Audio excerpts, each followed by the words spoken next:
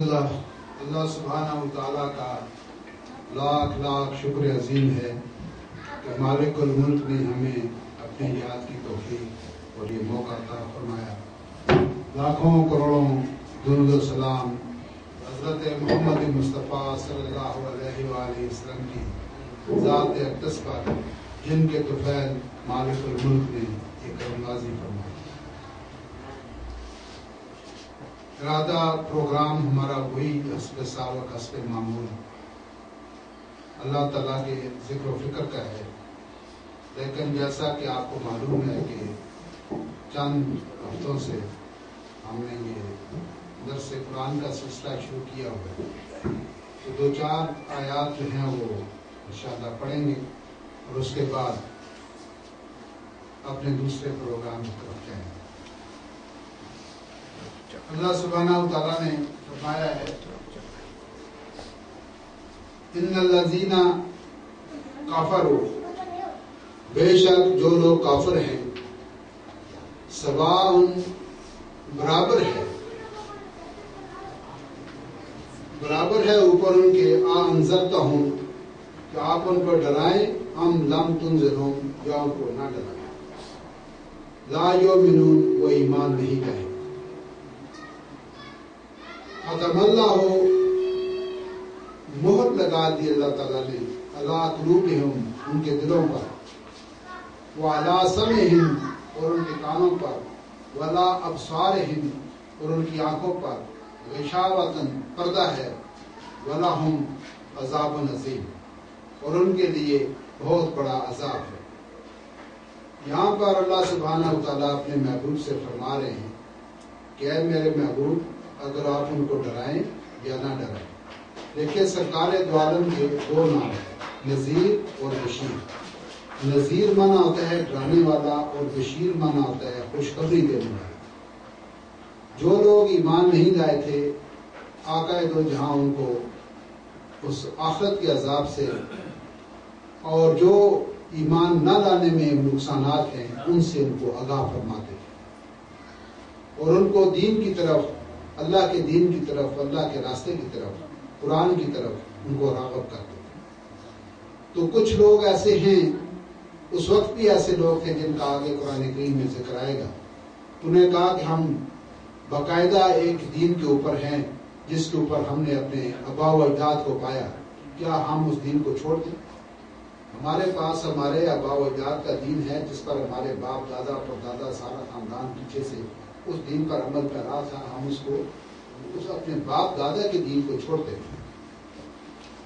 کیونکہ ایک آپ لوگوں کے لیے ایک دعوت فکر ہے، ایک سوچنے کی بات ہے کہ کسی پرانی چیز کو چھوڑنے کے لیے اور نئی چیز کو اختیار کرنے کے لیے بڑی ایک قربانی کی ضرورت ہے، کہ وہاں پر جو بت خانہ تھا بیت اللہ شریف، اس کے اندر 360 بت تھے، اور وہ لوگ ان بتوں کی پوجا کیا کرتے تھے اور بیت اللہ شریف کا ننگے ہو کر اس کا طواف کیا کرتے تھے۔ یہ ان کی ایک رسم چلی آ رہی تھی۔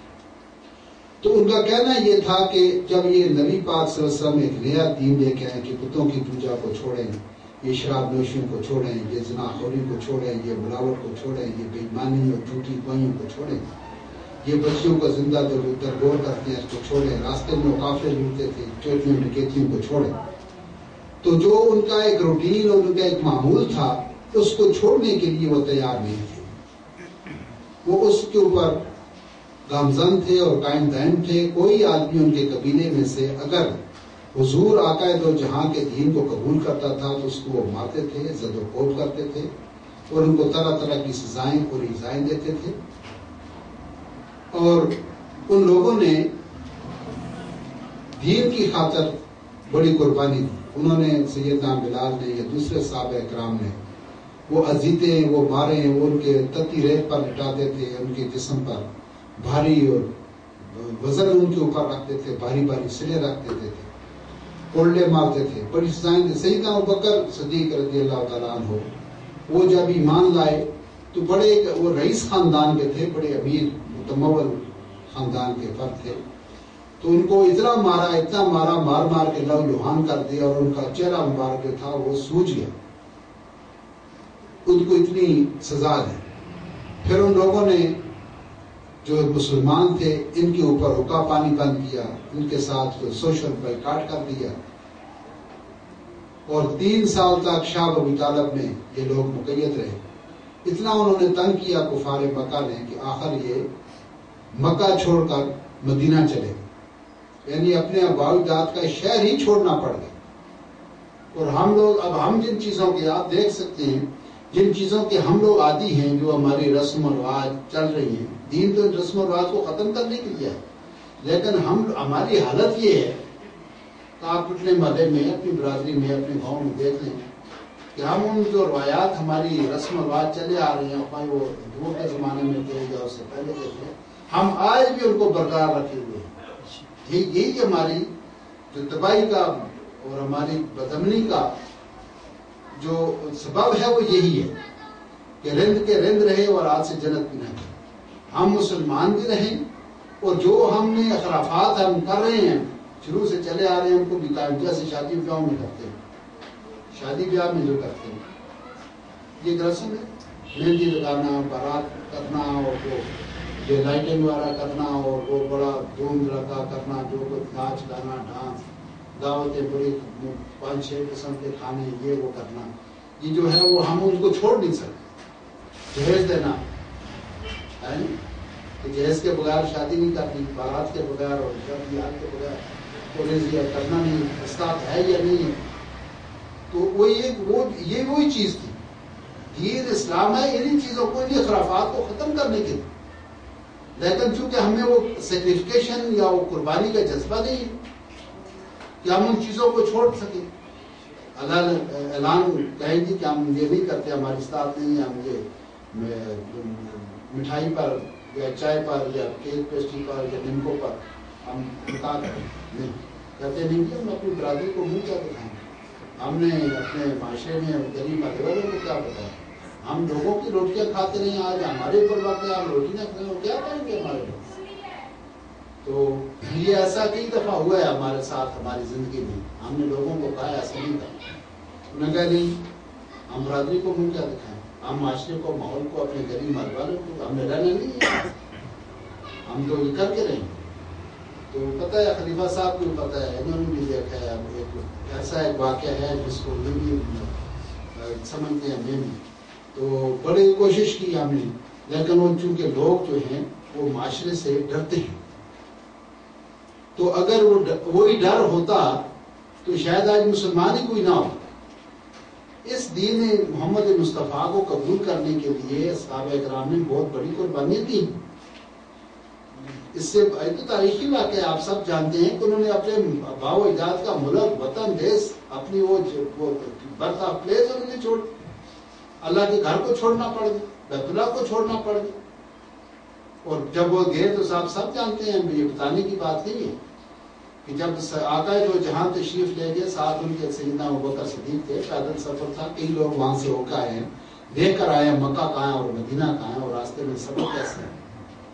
تو ان کا بھی تعاقب کیا گیا, آقا تو جہاں کا اور ابوبکر صدیق کا تعاقب کیا گیا کہ ان کو بھاگنے میں نہیں دینا ہے, کہ اگر یہ بھاگ کے مدینہ جا رہے ہیں تو ان کو وہاں پہنچنے نہیں دینا ہے, ان کو راستے میں ہی شہید کر دیا جائے. تو وہ آپ کا تعاقب کیا گیا. تو پھر آپ سب جانتے ہیں غار ثور میں جب حضور بار تشریف فرما ہوئے تو وہاں تک وہ کفار آپ کے پیچھے, اور مکڑی نے وہاں جالا بنا دیا. تو جو کفار آپ کا تعاقبہ کر رہے تھے انہوں نے کہا یہاں کہیں نہیں ہے بھائی, یہ تو مکڑی کا جالا بنا ہوا, تو اس میں جاتے اندر تو مکڑی کا جالا تو نہ ہوتا, اس کا مطلب وہ یہاں نہیں. تو وہ پھر واپس ناکام لوٹ کر چلے گئے. تو حضور مدینہ تشریف لے گئے. پھر وہاں بھی یہ کفار مکہ نے آپ کو چین سے بیٹھنے نہیں دیا.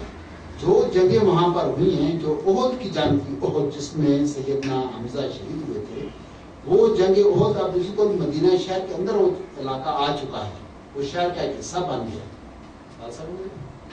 تو وہاں پر انہوں نے جا کے آقا دو جہاں پر, ان کے رفقا پر اور مسلمانوں پر, صحابہ کرام پر حملہ آور ہوئے. پھر بدر کی جنگ آپ سب جانتے, وہ بھی مدینہ کے قریب ہوئی.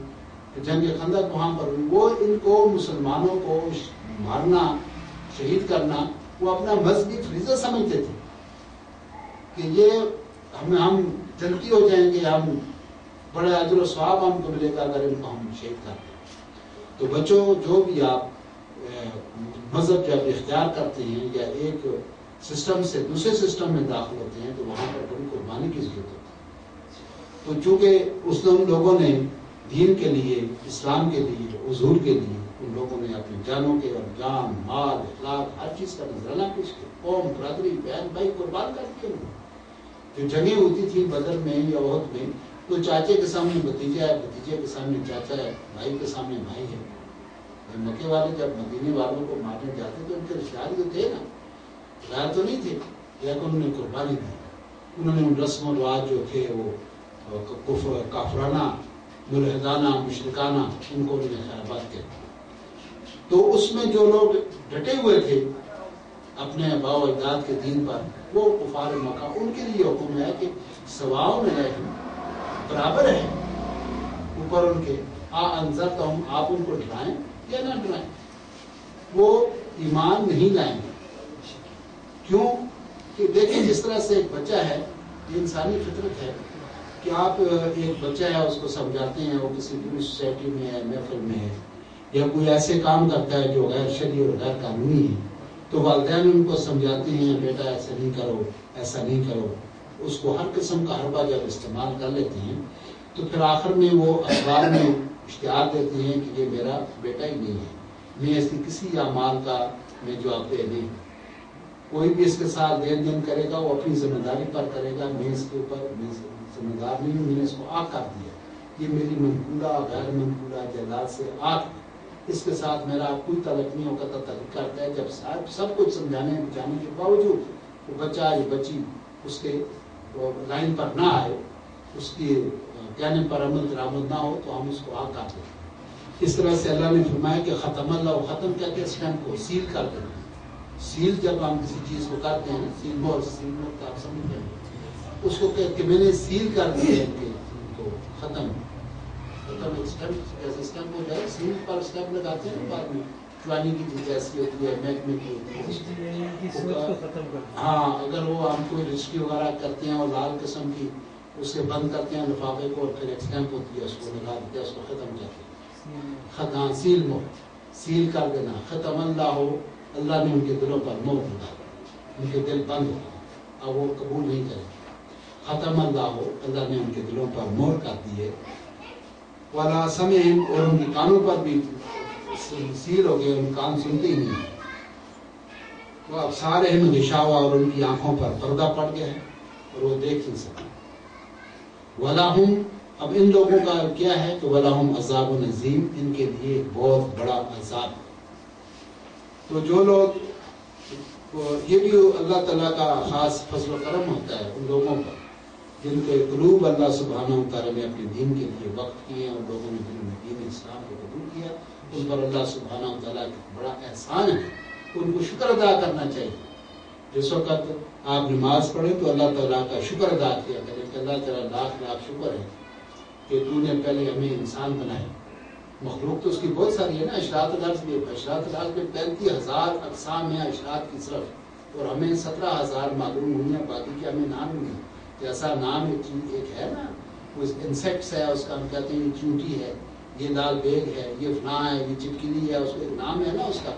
تو کچھ ایسے اس دنیا کے اندر انسیکٹس ہیں جن کا ابھی تک کوئی نام ہی نہیں رکھا جا چکا، ان کی اقسام 35,000 ہیں، اور اس میں 17,000 کے نام ہیں، باقی 18,000 جو ہے ان کے ابھی تک نام ہی کوئی تجویز نہیں کیا گیا، اس کا کون سا نام ہے، اس کا کیا نام رکھے اس کا۔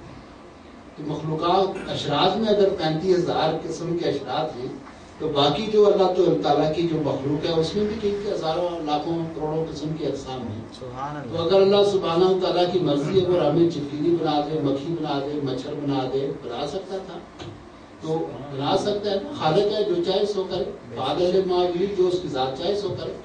تو میں آپ سب کو بتاتا ہوں کہ آپ کو پوچھے کہ اللہ کیا ہے، اللہ اسے کہتے ہیں جو چاہے سو کرے وہ اللہ ہوتا ہے، جو چاہے سو کرے وہ اللہ ہوتا ہے، اس کی مرضی کی بات، اس کی مرضی، اس کے حکم کی بات۔ تو اس لیے عزیزان گرامی، اللہ کا یہ شکر ادا کریں کہ شکر الحمدللہ تو نے مجھے انسان بنایا اور اشرف المخلوقات بنایا، اور پھر تیرا مزید شکر یہ کہ تو نے مجھے مسلمان بنایا اور مجھے اپنے محبوب کی امت سے پیدا کیا۔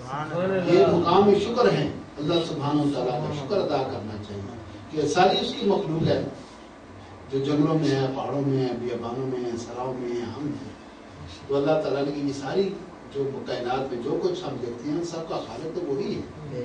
تو اگر اس نے ہمیں انسان بنا دیا تو یہ اس کا بہت بڑا کرم اور احسان، اور اس پر مزید انتہائی جو کرم ہے وہ یہ کہ ہمیں اپنے حبیب کا امتی بنا دیا، اس سے بڑی بات اور کوئی نہیں ہو سکتی۔ تو جن لوگوں کو اللہ سبحانہ و تعالیٰ نے ان کی سیل کر دی ہے ان کے دل، وہ کبھی ایمان نہیں کرتے۔ وآخر دعوانا الحمدللہ رب العالمین۔